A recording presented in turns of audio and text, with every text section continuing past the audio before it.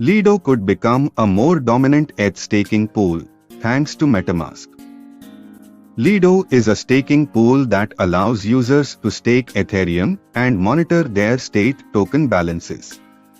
With the release of Metamask staking, users can now convert their state into ETH via Metamask swaps.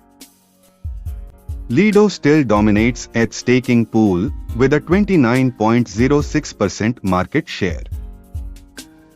The asset ended the day in the green area, according to the Lido daily time frame chart that was examined. Additionally, it had risen by around 5% as of the time of writing, bringing the gains over the previous 48 hours to almost 8%.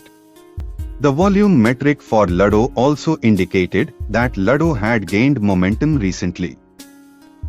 The volume was above 230 million at the time of writing and was still growing. In comparison to the last 3 months of the previous year, the volume count at this time was higher. A trend toward higher volume was also visible.